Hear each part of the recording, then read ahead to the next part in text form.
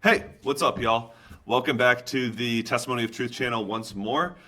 Today's video is going to be about another one of my favorite books of all time. I know we've been on a pretty good roll with books that I really like, and hopefully we're going to keep up with that for a little bit until I can start talking about books that I don't like. But for now, we're in the territory of books that I think are probably some of the greatest pieces of Christian literature of all time. So, today's book is probably a book that a lot of y'all have heard about if you're involved with like Christian writing to any degree, or honestly, if you're just involved with literature to any degree, because this is a very famous piece of literature because of its structure. I'll kind of talk about that in a minute. So, this book is by the author C.S. Lewis, very famous author, has written so many big books, including the Chronicles of Narnia series.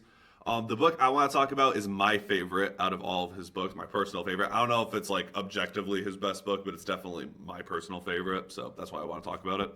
This book is the Screwtape Letters. So I actually have this book in physical copy.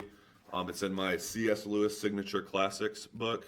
Very thick book, but obviously Screwtape's Letters is like a small piece of it. So not that long of a book, like 4-hour read, I would say. Now, what is the Screwtape Letters? So the Screwtape Letters, one of the reasons why I think I like it so much is because it's so much different than all of Lewis's other Christian writings. So the Screwtape Letters follows a narrative story. So it has a unique structure. Every chapter is a different letter written by a demon named Screwtape. So Screwtape's a demon who's like a really wise demon, and he's writing letters of advice. So demon advice. He's writing demon advice to his demon nephew named Wormtail. So Wormtail is this demon who is trying to tempt a human. We don't know his name, but this human, and Wormtail's trying to tempt him, and he's like struggling with it. So he's asking his uncle Screwtape for advice, and Uncle Screwtape is giving us these letters, well, giving us the reader these letters that he is delivering to Wormtail to give him advice about things like temptation. So that's like the main theme of this book is like the natures of temptation, how people are tempted, and what subtle ways are they tempted. It's kind of like a big theme throughout the book is like subtle temptation, like being tempted without even knowing it. Very scary stuff for our spiritual lives. But if we talk about them more, like I plan on doing in this video, we'll have a better idea of how to go against them. So I want to talk about that. So what are some of these big temptations that Screwtape uses? Well, I think that the general theme for all of Screwtape's methods of temptation kind of could be summarized into like one single thing. And that is distractions, and distractions, right?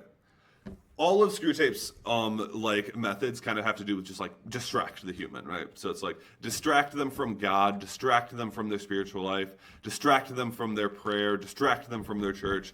All of these things have to do with distraction. So whether that's distracting them in their own spiritual life, whether it's distracting them in kind of like the material pleasures of this world, all of these distractions are going to be able to lead them into temptation and have them not be aware of it. So the kind of like themes of how the site goes off in the book. So like the first method they kind of talk about is like Lewis will talk about distraction and kind of like two big themes. So the first one that I think Screwtape talks about in the book, I could be getting my order wrong, but the first one we'll put it on this side is that. Oh wait, before I talk about this, let me talk about how what I'm mentioning. So when it comes to distractions, I believe Screwtape says that extremes, like rational extremes, are very useful for temptation because I think there's like a quote in the book that says like all extremes are useful for temptation except for the extreme desire for God. I'm probably butchering that term, but I know there's like something like that in here. So let me talk about these two extremes that are forms of distraction from temptation. Hopefully that's a little more clear. So the first side is going to be materialistic, and the second side is going to be kind of like spiritualistic. So spiritualistic, is that even a word? I don't know. So materialistic is going to be your side that the book, I believe, starts with, where it's like your distractions that distract you from God are going to have to do with becoming too involved in your personal life. So it's like I get too distracted. Like on this side, you're going to be like, oh, I'm too distracted with how much money I'm getting, how bad my marriage is, or just like or maybe how good your marriage is, or just like you're caught up in like your job, how much food you're able to have, what kind of cool cars you have, or like whatever, right? Getting caught up in your materialistic things that aren't really related to God. Now obviously it's good for someone to like be involved with like these many things in their life, the material aspects and like physical aspects of their life. But if you're not keeping God as kind of your central head over all of these parts, what ends up happening is they kind of just take the place of God, right? So all of a sudden I have too much time for all of this stuff that I need to worry about, that I don't have time to worry about what God might be commanding me to do, what not to do, what to believe, not to believe. And then you kind of just end up slowly distancing yourself away from God. And at that point, Screwtape says it's very easy to tempt people when they're distant from God, obviously. And so if you're able to distract them with all of like the material pleasures of the world, it's going to be super easy. Now, the second side, right, is also very cool. Not cool. The second side is also very interesting because it talks about how spiritual, like we can get caught up in the spiritual part of life. So sometimes it talks about like having Christianity as like a self experience. So it's just like it's like almost like God tells me to do this. I read my Bible, I pray to God, but that's kind of where I leave it at, right?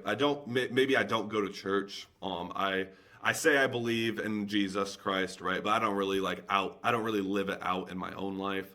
And the reason why this is obviously so dangerous for temptation, right, is because there's no accountability anywhere. Because if you end up like staying like locked up in like your own thoughts and your own ideas, right, and you don't have like people in like a church or like a Christian community that are able to like be like, whoa, hey, let's slow down, dude. We need to assess some things in your life. You're not going to have that if you're caught up in your own spiritual life and you're not translating it into like your actions and outward expressions, right? So that's kind of something that these are like the two extremes that he's talking about. And both of them are super important to keep in mind, because if you drift in any of those directions, it's going to be a lot easier for the devil, Satan, demons to tempt you, right? And to kind of distance you away from God. And like I said, in sometimes the ways that you won't even notice it. So that's my overall summary of the book. Kept it real quick, real simple, because I want to talk about a few things that stuck out to me personally. So one of the things I really like, this is more talking about, this is a temptation that I think Lewis does a really good job with talking about, and I think probably has one of the best theologies that I've ever read for it. And this has to do with humility versus pride. So talks about this a lot in this book. Same with Mere Christianity. I think, like I said, Lewis is one of the best at describing how humility should work for us as Christians. So Screwtape talks about how sometimes people can get tricked into a false sense of humility, where the humility actually becomes someone's pride. So if I'll explain it this way. So I'm sure you like aware of people in their life that are just like, oh, I'm so stupid, I'm so ugly, oh, I'm just such a lousy person, right? People that like express that like outwardly to people, right? And it's super annoying, because what we notice with that is that, oh, you're actually becoming prideful in your own humility, right? Like you want people to notice you for your humility, right? And that's obviously a bad thing, right? Like you've just ended up converting humility into pride. And that can be a dangerous trap that a lot of people fall into. I've definitely fallen into it quite a few times. But I think Lewis, or I guess Screwtape, gives us kind of like the response to what like true humility is. So what true humility isn't about just beating yourself up, right? It's not about thinking less of yourself. It's not about like saying like I'm horrible, I'm terrible, and it's just like I'm this, I'm that, I'm whatever. It's actually thinking about yourself less, right? So instead of trying to like outwardly express to people how humble you are, the actual way to be humble is to stick to yourself, right? Don't try to outwardly express your own like weaknesses to others in a way that's like trying to like be almost like humble, like fake humble, right? What you want to do is like keep those parts of you like inside and like keep them to yourself, and don't try to like let them like expressed towards I don't know, like bragging almost, right?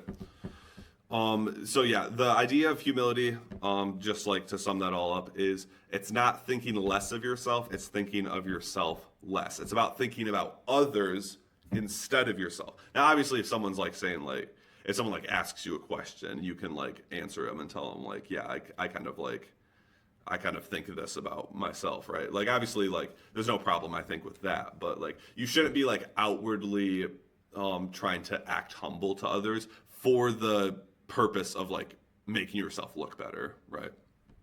I love that part of this book. Another part I really like, also kind of near the beginning of the book, is when Lewis talks about death and thinking about death. So he talks about how, at the time of this book, there's a war going on. And Wormtail's like, oh, this war is perfect. It'll totally like discourage the human. But Screwtape's like, no, actually it kind of won't, because the more apparent death feels for someone, the more that the less they get distracted about like the things of their life, right? And I think it's like very like easy to like see how this plays out in the real world, right? Where you'll have people who are very young and they're very like they feel like they're gonna live forever, right? And they don't really care about like religion because that's far off in the future. They're not going to die any day soon, right? But as they start getting older and they start losing kind of that like infinite feeling of life, they kind of have to stop and consider like, okay, I am going to die. This feels a lot closer than it ever has before. What is going to be my comfort in my death, right? And obviously the answer to that is Jesus, right? Jesus is our one and only comfort in life and in death. But if we're not aware of our own death and we don't think about our own death often, we're kind of gonna not care about it, right? It kind of reminds me of like one of my favorite passages in Ecclesiastes. I can't remember the exact verse, but it's like wise is the man who thinks of his death often, right? Because the more you think about the fact that you are mortal, that you are going to die, the more that you're able to kind of lean towards Christ, right, as your sort of your comfort, right? Because obviously, if you don't have Christ, your comfort becomes a lot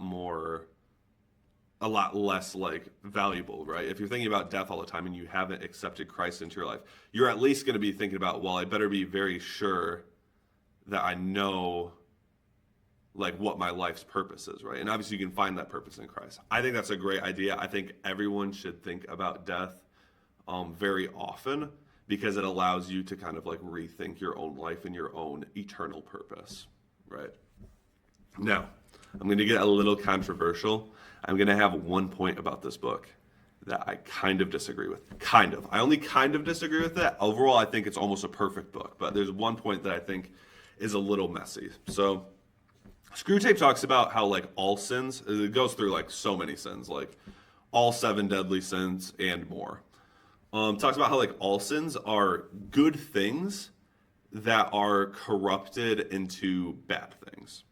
So for I'll like use some examples. Like it talks about how like food is like a good thing. It's a good gift from God that we need to survive, but people will like twist it and like overuse it and then like become like it'll turn into like the sin of gluttony or something, or like sex is like a really good thing, a really good gift from God that people will like convert and like twist into like sexual immorality, or like rest is like a really good thing and they'll like turn it into sloth. Like basically like it's like the idea like all sin is God's good that's like twisted into a bad thing. Now I do agree with all 3 of those points, but the only problem I kind of have with like using it as like an overall theme is not all sin is a corruption of good, right? Because my opinion, at least according to the Bible, is that sin cannot itself be goodness cannot be corrupted by sin. Talk about it like in biblical terms. So like think about how the Bible talks about how light, right, cannot be overcome by the darkness, and like the presence of God is like a light, right? So I would consider goodness to be wherever God is present, right? So goodness is wherever God is present, and evil is wherever God is not present. So if evil were to be darkness, it's actually the light that corrupts the darkness. I use corrupt. It brightens the darkness, and the darkness cannot be there anymore. So instead of saying that sin is something that like corrupts good, I think it's a lot better to say that good things are things that like destroy sin. So I think it's like the other way around, right? Like I said, I think there are certain sins, obviously, where it's like you could kind of see how you could like come to the conclusion like, oh, it's like a good thing, but you like turn it evil. But there's also a lot of sins that just like don't really have like a good nature to them. Like obviously killing someone, there's no good version of like killing someone or like murdering someone, right? So that's like my one complaint. Not even a complaint, just like a minor nitpick that like stuck out to me. Maybe I'm wrong about that though. Let me know what you think about that idea. But anyway, that's kind of all I got to talk about for this book. It's a book I definitely recommend people read. And like I said, some of the points that stuck out to me are definitely not the points that are going to stick out to everyone because we all have our own different spiritual journeys, our own temptations that we face. And I think there's a lot of parts of this book that can become useful to a lot of different people. So that's where I'm going to leave it. Keep it short, and yeah, just wanted to share some of my ideas on it. Let me know what you guys think about this book, if you really like it, if you think my points are good, if you think they're stupid. I'd really like to hear it. But yeah, that's kind of where I'm going to leave it. Hope you all have a good rest of your day. God bless.